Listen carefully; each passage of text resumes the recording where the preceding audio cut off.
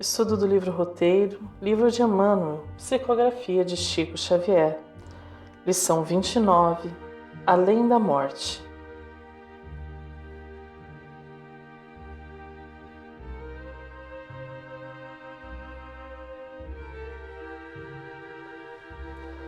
Descerrou-se finalmente o derradeiro véu que obumbrava o meu ser pensante. Senti-me sã, ativa, ágil, como se despertasse naquele instante.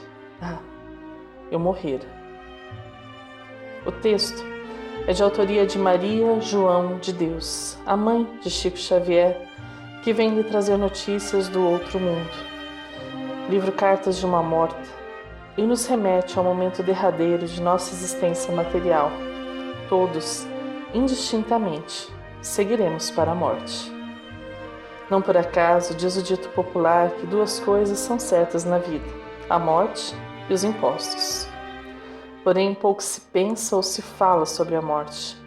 Apesar de inevitável, é um assunto que poucas pessoas abordam com a clareza e naturalidade. Ao contrário, ainda hoje, é um tabu discorrer sobre o tema de forma leve e objetiva. Morremos todos, isto é fato. Por que então temos tanta dificuldade em pensar nisso? Qual a razão da morte ser ainda um assunto sombrio? Certamente pensarão alguns que é por já terem se despedido de entes queridos, dos quais a saudade lhes tange a alma como uma dor dilacerante. Ou talvez pela incerteza do que lhes espera o mundo pós-mortem. Temem alguns pelo que irão encontrar. Mas e se pensássemos que este mesmo ente querido está viajando para um lugar magnífico, onde muito aprenderá? Pensamos que neste lugar estaria com maior liberdade, sem as tristezas da nossa terra. Ainda assim, seria triste? Pensar sobre a morte pode nos levar a quebrar um paradigma de milênios de ignorância, em que o homem acreditava que a morte era o fim de tudo, a extinção do afeto, a quebra do amor. Pode nos levar a perceber tudo com maior naturalidade, observando os ciclos que cada um cumprirá em sua jornada e buscando melhor compreender que o verdadeiro vínculo que nos une, o amor, jamais se extingue. Nesta lição, Emmanuel nos propõe algumas reflexões interessantes sobre o tema, que apesar de trazer a morte em seu título, pode nos auxiliar a levar a vida de uma forma diferente, mais leve, mas também mais produtiva. Iniciemos a lição. O reino da vida, além da morte, não é domicílio do milagre. Passa o corpo em trânsito para a natureza inferior, que lhe atrai os componentes. Entretanto, a alma continua na posição evolutiva em que se encontra. Cada inteligência apenas consegue alcançar a periferia do círculo de valores e imagens dos quais se faz o centro gerador. Ninguém pode viver em situação que ainda não concebe. Dentro da nossa capacidade de autoprojeção, erguem-se os nossos limites. Em suma, cada ser apenas atinge a vida até onde possa chegar a onda do pensamento que lhe é próprio. Milagre é ato ou acontecimento fora do comum, inexplicável pelas leis naturais, do qual a morte não faz parte. Ela não modificará nossa mente, ao contrário, permaneceremos vibrando de igual maneira após o desencarne. Nossos hábitos permanecerão, nossos anseios se farão mais claros e buscaremos o que o nosso coração aprendeu a querer. Não se trata de rompimento, mas de continuidade.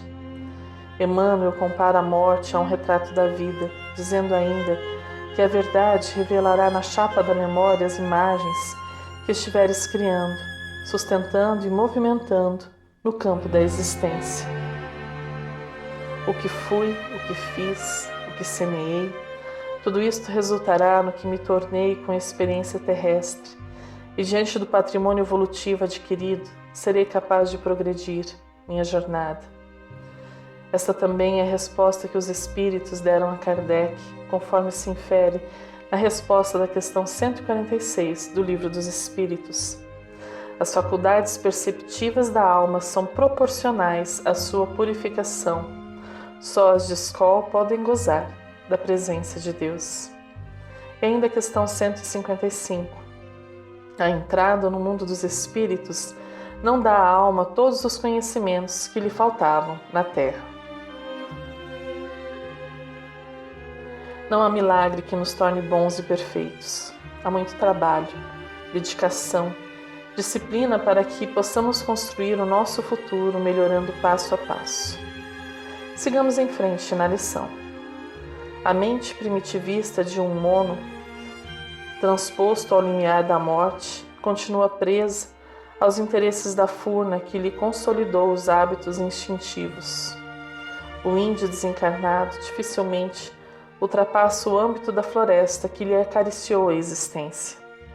Assim também, na vastíssima fauna social das nações, cada criatura dita civilizada, além do sepulcro, circunscreve-se ao círculo das concepções que mentalmente pode abranger. Nossa mente deve ser expandida gradativamente, através do conhecimento e das várias experiências fornecidas pelas múltiplas encarnações. Se o índio não será capaz de atravessar o âmbito da floresta em que vivia antes de desencarnar, tratando-se de um exemplo meramente ilustrativo de espíritos com uma visão ainda restrita da vida, o que pensar de nós outros? Como reconhecer as sementes que nos levarão a pairagens mais altas, que tanto almejamos em vida? Não nos propomos nivelar homens e animais. Contudo, numa comparação reconhecidamente incompleta, imaginemos seres outros da natureza trazidos ao regime do espírito encarnado na esfera física. O cavalo atrelado ao carro, quando entregue ao descanso, corre a pastagem onde se refocila na satisfação dos próprios impulsos. A serpente, presa para cooperar na fabricação do soro antiofídico, se for libertada, desliza para a toca, onde reconstituirá o próprio veneno. O corvo, detido para observações, quando solto, volve à imundícia. A abelha, retida em observação de apicultura, ao desembaraçar-se, torna incontinente à colmeia e ao trabalho. A andorinha engaiolada para o estudo, tão logo se veja fora da grade, voa no rumo da primavera. Se desejas saber quem és, observa o que pensas quando estás sem ninguém. E se queres conhecer o lugar que te espera depois da morte, examina o que fazes contigo, mesmo nas horas livres. Livro Justiça Divina, lição de Emmanuel. Quem eu sou? Para onde vou? As respostas que antes pareciam tão distantes fazem-se sob as luzes da doutrina espírita, claras e límpidas. Examinemos nossas ações e sentimentos e encontraremos quem somos e para onde vamos. Sigamos em frente. A residência da alma permanece situada no manancial de seus próprios pensamentos. Estamos naturalmente ligados às nossas criações. Demoramo-nos onde supomos o centro de nossos interesses. Facilmente explicável assim a continuidade dos nossos hábitos e tendências além da morte. Nossa jornada é solitária, cheia de encontros e desencontros, porém trilhada apenas por nossos pés, pelo nosso querer, dirigida pela nossa vontade.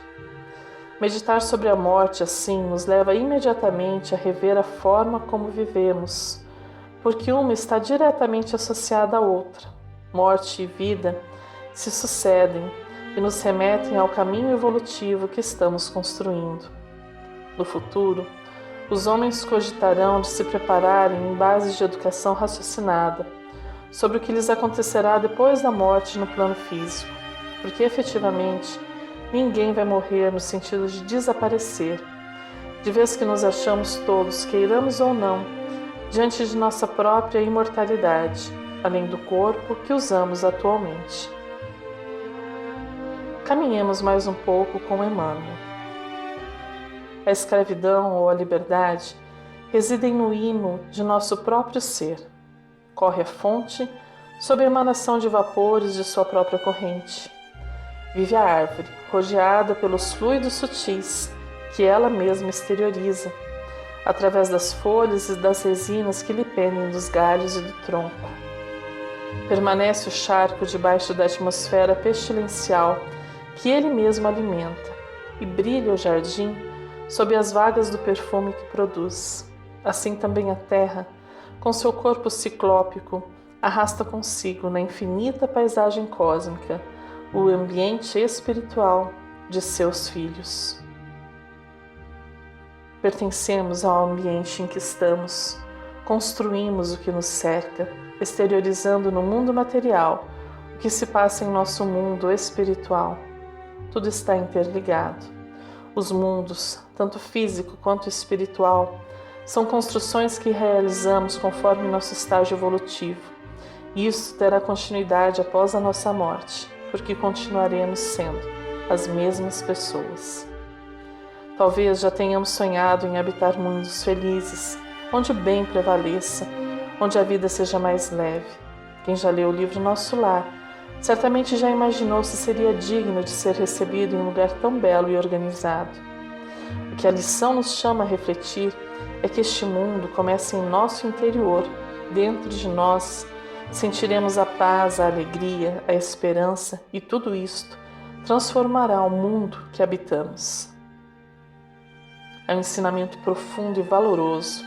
Se estou feliz onde vivo, mesmo diante dos obstáculos e adversidades, tenho olhar para compreender e ser grato, tendo a percepção do bem e não apenas do mal. Isto permanecerá mesmo depois do desencarne.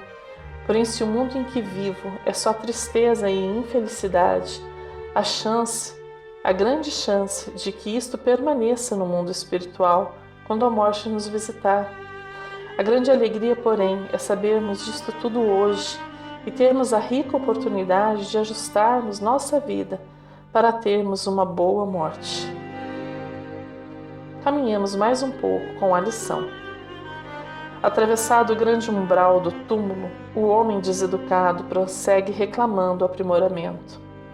A criatura viciada continua exigindo satisfação aos apetites baixos.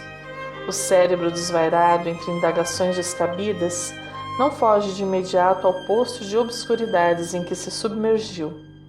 Minhas imperfeições seguirão comigo, minhas dores, mágoas, dúvidas e inquietações. A Revista Espírita de 1865 nos traz um belíssimo discurso de Victor Hugo junto ao túmulo de uma jovem, do qual reproduzimos alguns trechos que nos auxiliarão a melhor compreender a lição. Em algumas semanas ocupamo-nos de 2 irmãs, casamos uma e sepultamos a outra. Eis o perpétuo tremor da vida. Inclinemo-nos, meus irmãos, ante o severo destino. Inclinemo-nos com esperança. Nossos olhos não foram feitos para chorar, mas para ver. Nosso coração não foi feito para sofrer, mas para crer. A fé numa outra existência nasce da faculdade de amar. Não o esqueçamos. Nesta vida inquieta e apaziguada pelo amor, é o coração quem crê. O filho conta encontrar a seu pai. A mãe não consente em perder para sempre o filho. Esta recusa do nada é a grandeza do homem. O coração não pode errar, a carne é um sonho, ela se dissipa. Se esse desaparecimento fosse o fim do homem, tiraria a nossa existência toda a sanção. Não nos contentamos com esta fumaça que é a matéria, precisamos de uma certeza. Quem quer que ame, sabe e sente que nenhum dos pontos de apoio do homem está na terra. Amar é viver além da vida. Sem esta fé, nenhum dom perfeito do coração seria possível. Amar, que é o objetivo do homem, seria o seu suplício. O paraíso seria o inferno. Não. Digamos bem alto, a criatura amante exige a criatura imortal. O coração necessita da alma. Há um coração neste féretro, e este coração está vivo, Neste momento ele escuta as minhas palavras. Emily de Putron era o doce orgulho de uma família respeitável e patriarcal. Seus amigos e parentes tinham por deleite sua graça e por festa seu sorriso. Ela era como uma flor de alegria a desabrochar na casa. Desde o berço era cercada de todas as ternuras. Cresceu feliz e, recebendo felicidade, dava felicidade. Amada, amava. Ela acaba de partir. Para onde foi? Para a sombra? Não. Nós é que estamos na sombra. Ela está na aurora. A carne é um sonho. Ela se dissipa. Não obstante, há quem viva como se a carne fosse eterna, concedendo a ela e aos bens materiais todas as suas energias, todo o seu vigor. Caminhemos em plano mais elevado. Tenhamos consciência que estamos aqui apenas de passagem, matriculados nesta escola divina, esforçando-nos para tirar o melhor proveito das lições que nos são oferecidas. Vejamos o encerramento dado por Emmanuel a tão rico tema. E a alma de boa vontade encontra 1000 recursos para adiantar-se na senda evolutiva, amparando o próximo e descobrindo na felicidade dos outros a própria felicidade. Em razão das leis que nos governam a vida, nem sempre o mensageiro que regressa do país da morte procede de planos superiores, e nem a mediunidade será sinônimo de sublimação. Determinadas inteligências desencarnadas se comunicam com determinados instrumentos mediúnicos. Os habitantes de outras esferas buscam no mundo aqueles com os quais simpatizam, e a mente encarnada aceita a visita das entidades com as quais se afina. A necessidade do Evangelho, portanto, como estatuto de edificação moral dos fenômenos espíritas, é impositivo inadiável. Com a boa nova, no mundo abençoado e fértil da nossa doutrina de luz e amor, possuímos a estrada reta para a nossa romagem de elevação. Se a terra é escola, Jesus é certamente o melhor professor que aqui teremos. Urge nos matriculemos nos estudos constantes de seu Evangelho de luz, buscando compreender o alcance de suas lições na vida de cada dia, diante das pessoas que o bom Deus colocou em nosso caminhar. Escolheremos como iremos viver, não nos esqueçamos, porém, que a escolha não termina com a morte. Fazer boas escolhas é seguir sem nada temer, sabendo que a morte virá por meirinho seguro, mostrar-te a grande conta, a fim de que te informes que nasceste no mundo somente para o bem, e somente o bem é capaz de levar-te em santa plenitude de quitação com a vida, para a glória da luz sublimada e sem fim. Emmanuel, Marcas do Caminho. Um fraterno abraço e até o próximo estudo.